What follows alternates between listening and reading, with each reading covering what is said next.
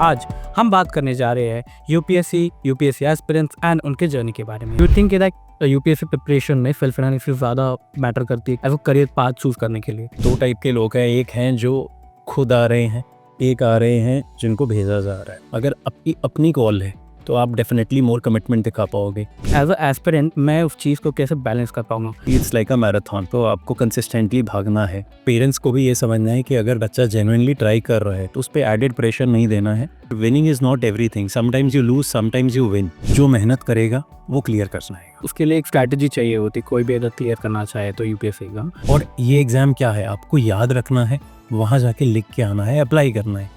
But अगर आप याद ही नहीं रख पाएंगे तो क्या होगा? टुकनाओं से बात करें, Shark Tanks and all, how do you think ये सब हमारी जीडीपी पे कैसे इम्पैक्ट करता है? आई थिंक वंडरफुल, क्योंकि entrepreneurs are the ones who will give jobs in the future. मेरे जैसे यंग एक्सपीरियंस सिविल सर्विसेज के लिए अगर उनको कोई मैसेज देना चाहते हो तो क्या मैसेज देना चाहोगे? नमस्कार, मैं प्रशिक मिश्रा स्वागत करता हूँ केआरएमयू टाइम्स के पॉडकास्ट में, जहाँ पर आज हम बात करने जा रहे हैं यूपीएससी एस्पिरेंट्स एंड उनके जर्नी के बारे में, जिसके लिए आज हमारे साथ में है deputy commissioner IRS Indian Revenue Services, Mr. Sumit Bhatia sir, who has an experience of 15 years in GST intelligence investigation. It's an honor, so welcome you here, sir. Thank you Prashik, thanks for having me here and आपके audience को नमस्कार। आपके sir पहले तो बहुत question है आपके साथ में, और पहले तो आप अपने बारे में कुछ बताइए हमारी ऑडियंस को, एंड आपको जो जर्नी है एक सिविल एस्पिरेंट से लेके तो एक सिविल सर्वेंट बने तक के, उसके बारे में कुछ बताइए। Pratik, I was born in Faridabad. I did my schooling there. I did my graduation from Shahid Sukhdev College of Business Studies in Delhi University. It's a wonderful college. Then I shifted. I got selected in Capital IQ. It's a subsidiary of S&P. I worked there for a bit. I then shifted to KPMG in Risk Advisory Services. फिर मुझे अपने parents के business में जाना पड़ा, कुछ family requirements थी, तो I did that for like 8-9 months. Then I went to Bombay to do my masters from Narsee Monjee. I got selected, I got a PPO from a corporate firm there. But then उसके बाद life has its own way, and I actually ended up doing my internship in Dharavi in an NGO. I loved it so much कि मैंने अपना वो PPO छोड़ के फिर NGO में ही काम करना वहाँ थोड़ा शुरू करा. And there I learned about civil services. And then I came back, Rajendra Nagar में आया, एक एस्पिरेंट बना, फिर से पढ़ाई शुरू करी.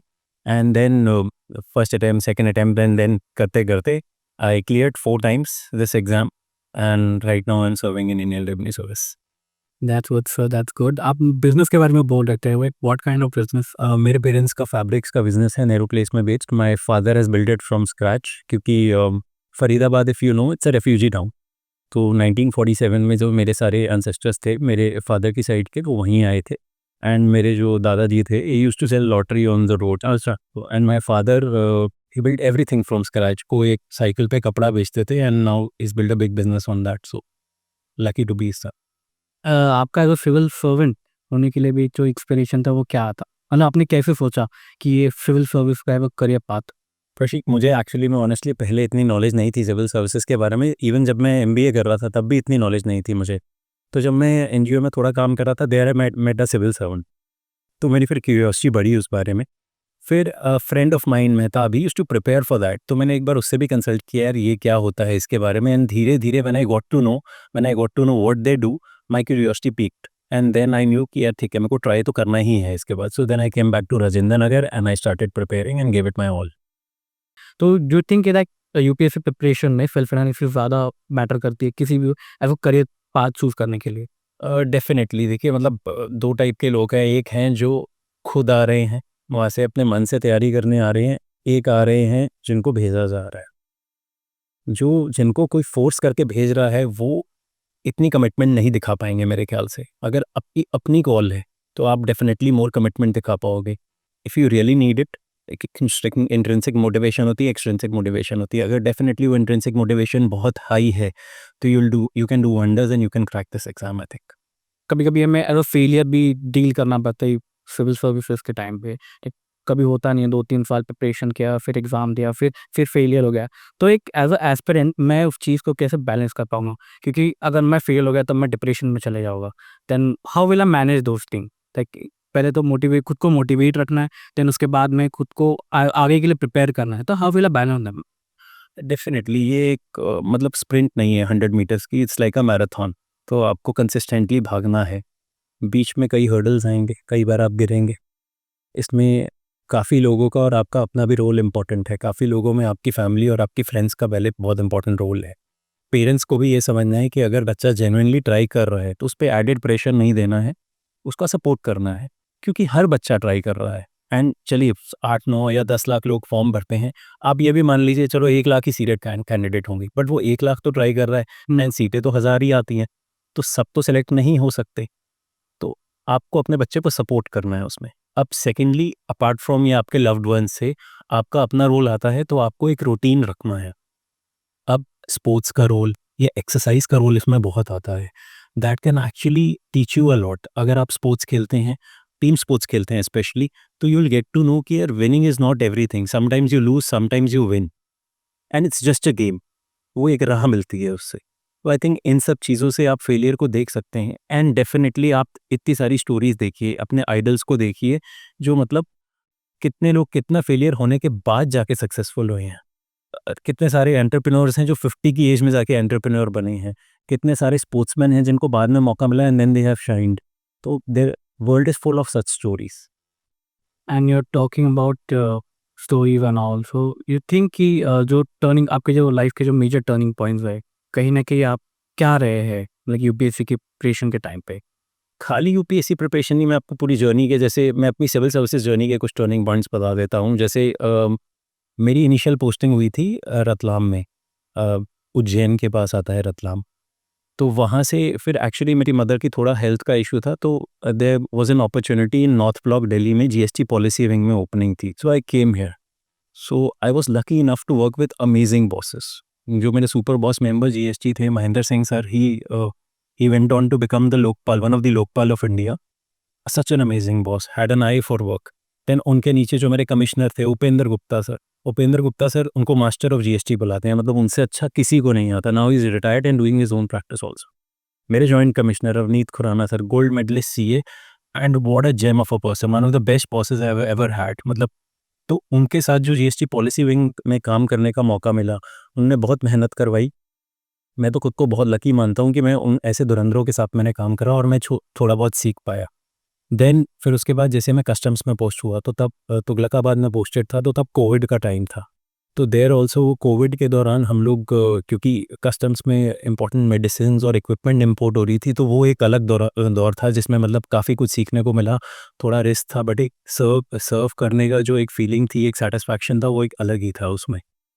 Again, during this journey, I've had the opportunity to meet such amazing people. जैसे I was lucky to be a part of Arctic expedition. This is not through the government, but I met someone who guided me कि यार ये भी चीज़ें होती हैं world में. Then I was lucky enough, I did it on my own. Arctic expedition गया, I raised funding. वो फंडिंग रेस करना ही एक अपने आप में अलग चैलेंज है।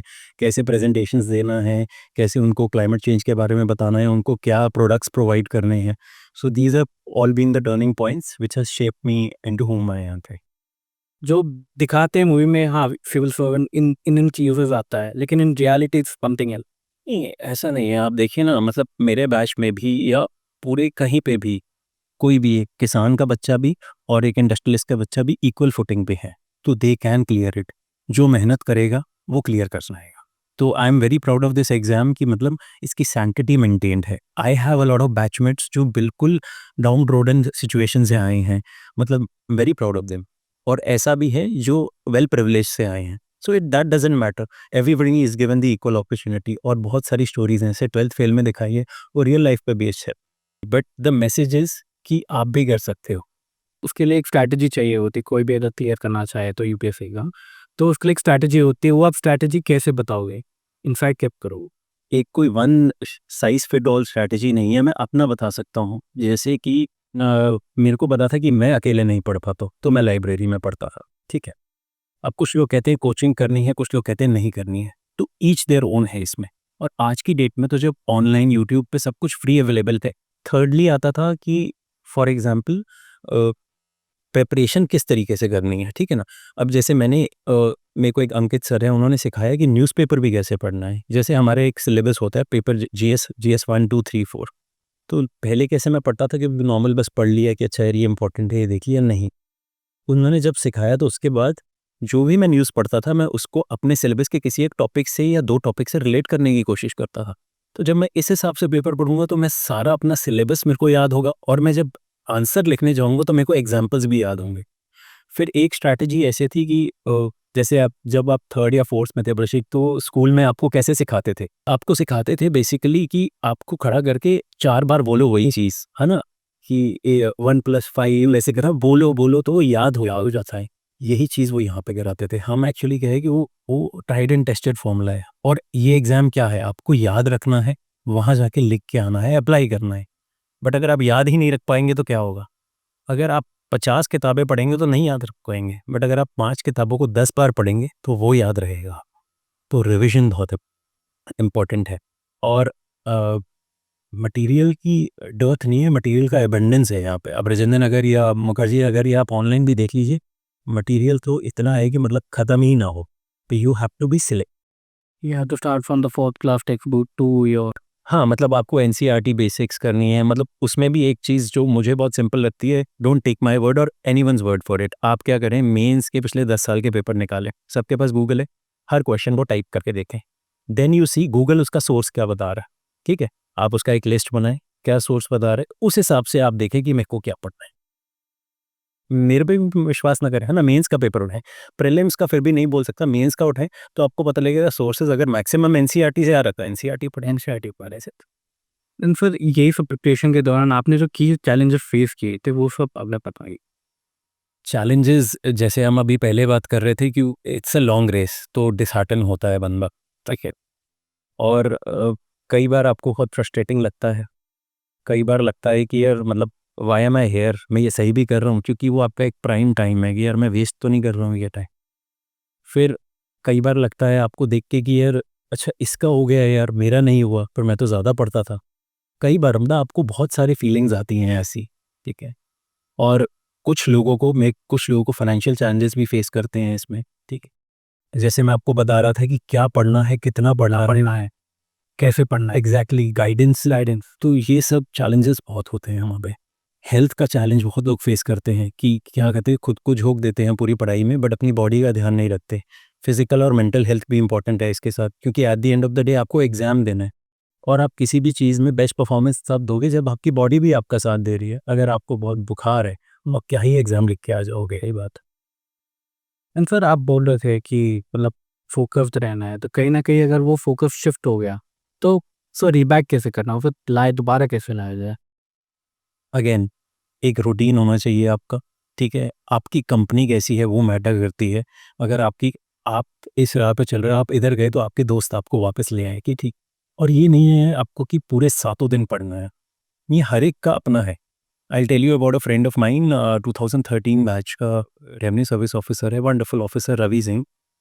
What he could learn in 2 hours I could learn in 8 hours. उसकी ग्रास्पिंग पावर इतनी फास्ट थी। That guy taught us ethics, me and Abhinav we used to study and Ravi taught us. In one day, in 4 hours, he completed the entire ethics syllabus because उसकी conceptual clarity इतनी अच्छी थी। तो हर बंदे की अपनी ग्रास्पिंग पावर है, अपनी अंडरस्टैंडिंग का तरीका, उसी हिसाब से आपको अपने आवर्स सेट करने हैं। इसी में एक और चीज़ आती है, जैसे कई लोग पूछते हैं कि a lot of working people also attempt it, है? तो दे आस्क कि हम जॉब छोड़ के करें या साथ में करते रहें, ठीक है? Again there is no one answer to it, आपको खुद जज करना है। If you can manage it with the job, nothing better than that. But if you think you can't manage it, then you'll have to leave it. UPSC के preparation के दौरान आपको as a alternative career path choose करना चाहिए, नहीं करना चाहिए? आपने एज़ अ कुछ अल्टरनेटिव रखा था या नहीं रखा था? मेरी थिंकिंग ये थी कि आई आई यूज्ड टू थिंक कि मेरा हो ही जाएगा, तो मैंने कोई स्टेट का एग्ज़ाम नहीं दिया। बट ऑल्टरनेटिव अगर मेरा नहीं होता तो डेफिनेटली मेरे को ये कॉन्फिडेंस था कि based on my previous experience और जो मैंने यहाँ लर्निंग ली है, and learning is not only about जो मैंने फैक्ट सीखे हैं, इट्स ऑल्सो अबाउट जो मैंने इमोशनल अंडरस्टैंडिंग ली है, डिसअपॉइंटमेंट, एंग्जाइटी, ये सब चीज़ें फेस की हैं, फेलियर फेस किया है। इसके बाद I will be able to make my name in any other field, be it चाहे मैं इंटरनेशनल ऑर्गेनाइजेशंस जैसे यूएन में ट्राई करूँ या किसी एंटरप्रेन्योरशिप में या बिजनेस में। तो आई वॉज साइलेंटली कॉन्फिडेंट कि मैं कर लूँगा। अब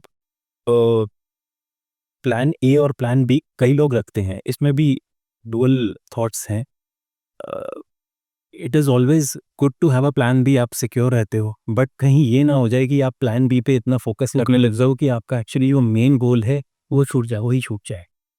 एंड ऑल्सो सर जब भी हम यूपीएससी की बात करते हैं तो people think we are preparing for IPS IAS people they don't know about IFS Indian foreign services IRS they don't know about but how will if you have any chance आपको पे अगर कभी मौका मिले टू प्रमोट और other option apart from IAS IPS how will you do that? IAS IPS हर कोई सुनता है क्योंकि मूवीज़ में भी और हमारे सोशल मीडिया पे भी वही ज़्यादा फेमस करी गई हैं, बट बहुत क्वालिटी सर्विसेज हैं, चाहे वो अकाउंट सर्विस हो, रेलवे सर्विस हो, डिफेंस सर्विसेज हो या रेवेन्यू सर्विसेज हो। रेवेन्यू में भी इनडायरेक्ट टैक्सेस, डायरेक्ट टैक्सेस, दानेक्स, मतलब there are multitude of services. अगर आप उनके बारे में पढ़ने जाओ तो बहुत अमेजिंग सर्विसेज हैं और उनके बारे में क्लियरली एक्सप्लेन्ड भी है यूपीएससी की वेबसाइट पे सब कुछ। मैं ये कहूँगा कि ये सारी सर्विसेज बहुत ही वंडरफुल अपॉर्चुनिटी प्रोवाइड करती हैं आपको। Definitely IAS, IPS, IRS, IFS, forest services ये क्रीम है, no doubt about it, but ऐसा नहीं है कि जो दूसरी सर्विसेज हैं वो किसी भी एंगल पे कम है। They are on equal footing. मुझे अगर ऐसा स्टार्ट करना है अभी स्टार्ट करना है how long it will take to give an exam and preparation and all now? इसमें कुछ लोग आपको बोलेंगे कि यार 2 साल प्रिपेयर करो उसके बाद, बट देखो आप पढ़ना शुरू करें कि पुनः ही मैंने हाँ, आप पढ़ना शुरू करेंगे, आपको एक खुद आइडिया होगा। जैसे कोई अगर इंसान ने अच्छे से अपनी थोड़ी टेक्स्ट बुक्स पढ़ी हैं पहले स्कूल से, तो will be very soon to grasp it. और मैं इस चीज़ में मानता हूँ कि अगर आपके पास टाइम कम है ना, you can study with much more focus. और मैं अगर आपको बोल दूँ कि आपके पास 2 साल हैं, तो आप मन में कई बार ऐसे सोचने होगे यार 2 साल हैं, अभी तो मैं आराम से पढ़ एक रात में पढ़ूंगा। हाँ, तो मेरे को ये लगता है कि इट डिपेंड्स कि आपकी अंडरस्टैंडिंग कितनी है, how fast you are able to cope it up. You will yourself be a good जज ऑफ इट, क्योंकि there are mocks available, there are test series available. You will be able to see कि आप किस पड़ाव पे हो। Ma'am so we have to go for like पूरे पास जितना भी नॉलेज है हमारे जो स्टार्ट से जीरो से स्टार्ट होके अभी ग्रेजुएशन के टाइम पे भी पूरा। ऐसा नहीं है, आपको एनसीईआरटीज़ तो बेसिकली वही 4th से 10th 11th तक वो करनी है। आपको जो ऑप्शनल रखोगे दैट विल अगेन डिपेंड आप क्या ऑप्शनल चूज़ कर रहे हो। जैसे मैंने कॉमर्स एंड अकाउंटेंसी चूज़ करा था क्योंकि मेरा बैकग्राउंड कॉमर्स में था, तो मुझे लगता था क्योंकि मैंने फाइनेंस अपने ग्रेजुएशन में भी बीबीएस विद फाइनेंस करा था एंड एमबीए भी फाइनेंस में करा था, तो मुझे लगता था कि अगर कोई भी एक गूगली क्वेश्चन आएगा ना, तो मेरा बैकग्राउंड, मेरा सबकॉन्शियस माइंड मेरी हेल्प करेगा उसमें, क्योंकि मैंने 5 साल और वो पढ़ा हुआ है एडिशनल।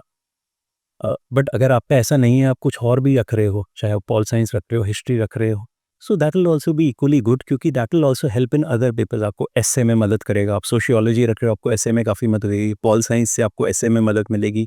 हिस्ट्री होगा तो जनरली आपको पेपर जीएस के पेपर्स में भी मदद मिलेगी। सो आप पढ़ के देखोगे कि आपको, क्योंकि there are multitude of options available, आप देखोगे कि आपको क्या पसंद आ रहा है, आपको क्या अपील करता है। अगेन आप उस चीज़ पे जाओगे कि क्वेश्चन पेपर्स देखोगे, फिर आप ये भी देखोगे यार मटेरियल में का मेरे पे किसको समझ आ रहा है, कौन से सब्जेक्ट। आप ये भी देखोगे कि अगर आपको कोचिंग चाहिए तो किसकी कोचिंग अवेलेबल है, ठीक है। तो अगर आपके कोई साथ पढ़ रहा है, उसने निकाला है एग्जाम, वो ही बताएगा कि यार ये ऐसा है, तो फिर a lot of things will cater into you taking that decision. I have talk to many people before about UPSC preparing and all. मुझे भी पहले आईएएस बनना था, then I shifted to here. Then मैंने बहुत लोगों से बात की, उन्होंने बताया कि इट्स अ लॉन्ग जर्नी। आपने बताया it's a long journey, take time, but very आपके हिसाब से मिनिमम कितने साल में होना चाहिए यू थिंकिंग? मेरे को लगता है 1.5 years प्रेप में आप स्क्रैच से शुरू करके you can hit it. And the failure we get like अभी अभी नहीं हुआ तो अगले साल वो मोटिवेशन। आप फर्स्ट में ही कर सकते हो यार। जैसे मेरे को तो बिल्कुल गाइडेंस नहीं था और मैंने वहीं जाके सीखा सारा, बट आजकल यूट्यूब पर बहुत गाइडेंस है। मैंने 12 में 11 एंड 12 में शुरू किया था प्रेप, तो तब इतना अवेलेबल नहीं था। बट आप ये क्यों सोच रहे हो कि आपको सेकंड ईयर में ना हो? जब जाना होगा देखेंगे, but you should always think कि फर्स्ट में ही हो जाएगा। और अगर नहीं भी हुआ तो देन यू विल रिकैलकुलेट कि अच्छा कहाँ कमी रह गई मेरे में। हाँ बस एग्जैक्टली। एंड सर आज के टाइम पे जितने भी यंग सिविल एस्पिरेंट्स है, सिविल जो अभी बनेंगे या फिर बनने वाले हैं या फिर जो प्रिपरेशन कर रहे हैं, वो आज के टाइम में क्या इम्पैक्ट डाल सकते हैं सोसाइटी में? आप अपने आसपास ही देख लीजिए, देखिए आपको क्लीन वाटर अभी भी चाहिए, क्लीन एयर, इस पे भी इम्पैक्ट डाल सकते हैं। देन आप देखिए कि अभी हम ट्रांजिशन में हैं to become a developed nation by 2047, जैसे हम प्राइम मिनिस्टर जी ने कहा है विकसित भारत बनाने के लिए। तो हमारे को पर कैपिटा जीडीपी बढ़ानी जो अभी अराउंड 24-2500 है, हमें 25,000 तक लेके जानी है या 30,000 तक लेके जानी। उसमें उनका बहुत बड़ा रोल है। उनका रोल है यूज़ ऑफ टेक में, so as to provide solutions ठीक है। अब जैसे हमारे यहाँ पे Indian revenue service indirect taxes में फेसलेस कस्टम्स आ गया है, या डायरेक्ट टैक्सेस में भी फेसलेस हो गया है। अब हम लोग सब एआई और बिग डेटा बेस चीज़ें कर रहे हैं, तो उसमें भी उनका रोल है। तो I think anywhere you see around, उनका रोल है ही है to provide a comfortable environment for entrepreneurs to grow and solve problem. उनका रोल है बस एक अच्छा एनवायरनमेंट बनाना जहाँ पे रूल ऑफ लॉ के बस। सर आप एंटरप्रेन्योर की बात कर रहे हैं, Shark Tank and all, how do you think ये सब हमारी जीडीपी पे कैसे इम्पैक्ट करता है? आई थिंक वंडरफुल, क्योंकि entrepreneurs are the ones who will give jobs in the future. क्योंकि गवर्नमेंट कितने ही जॉब्स देगी ना, गवर्नमेंट का काम basically is not to create jobs, उनका काम है एडमिनिस्ट्रेशन अच्छे से करना। बट क्योंकि अभी 140 करोड़ लोग हैं, 142 करोड़, एंड सब लोगों को एंटरप्रेन्योर जॉब नहीं दे पाते, तो government also plays that role. But अगर entrepreneurship is coming up and everyone should support it, so they'll be the main job creators and wealth creators for the nation. They say no, the rising tide will raise all the boats together. Very nice thing, because you have your own perspective about this all the thing. And for recently भी budget session हुआ था. In your opinion, how it will impact in the future generation?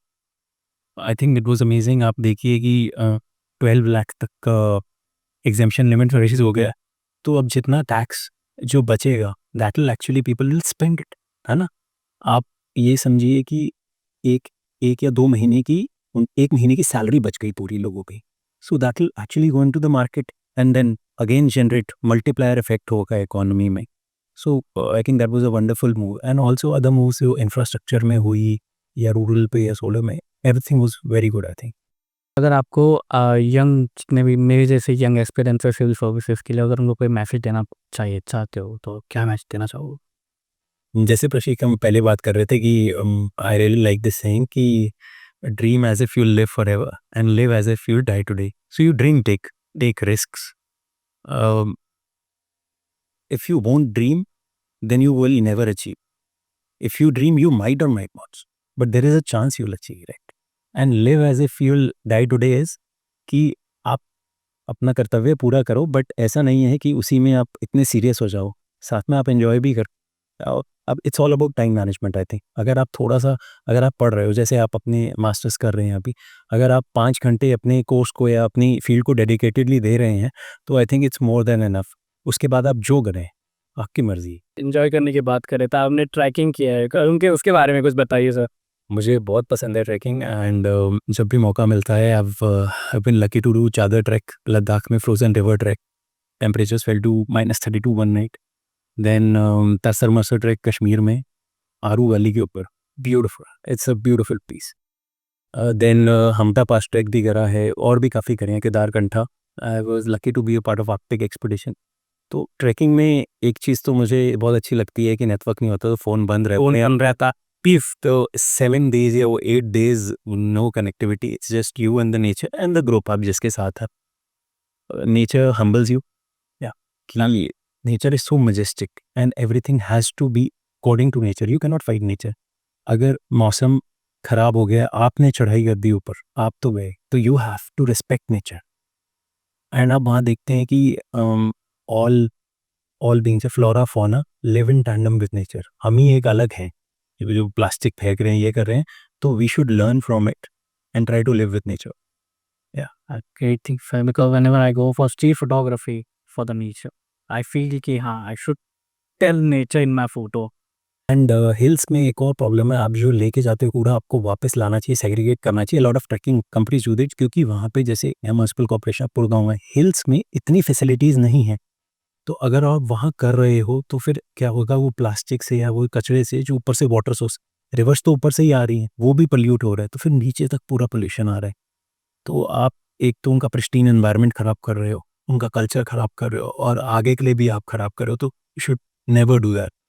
एक तो reusable bottles लेके जाएँ, मतलब a lot of things you can be done. और जो कचरा लेके जा रहे हैं, lot of people carry bags, वापस लाते हैं, बेस कैंप पे आके सेग्रीगेट करते हैं पूरा, and then they get it to the municipal corporation. So that should be done. Sir अगर आपको कोई इंपॉर्टेंट मैसेज देना चाहे हमारे स्टूडेंट्स को, हमारी यूनिवर्सिटी के स्टूडेंट को, तो आप क्या मैसेज रहेगा? आई थिंक आपको हर कोई बोल रहा होगा कि ठीक है पढ़ो, अपने फोकस करो घर पे, वो तो करना ही है आपको, बट आई थिंक फ्रेंडशिप्स अच्छी डेवलप करो। These are the things that go long in life, and I'll end it with what my mother always tells to me कि ईश्वन यत् करोति शोभनम करोति. तो जो होता है अच्छे के लिए होता है, टेंशन नहीं लेनी है इतनी ज़्यादा. Thank you so much, sir, for your precious time. Thank you so much for coming to our university. And with this, if you have any queries about the podcast, or if you want to make us to podcast in more interesting topic, please feel free to share in this given mail address. With this, sir, आपकी permission से 2 line बोलना चाहूँगा. बिल्कुल, please. The lines are, हमारी बात महफिल में अफसाने बयां हो गए, बाहर है हमें ढूंढने की, न जाने हम कहाँ हो गए. Thank you so much, sir. With this, I Prashik Meshram signing off.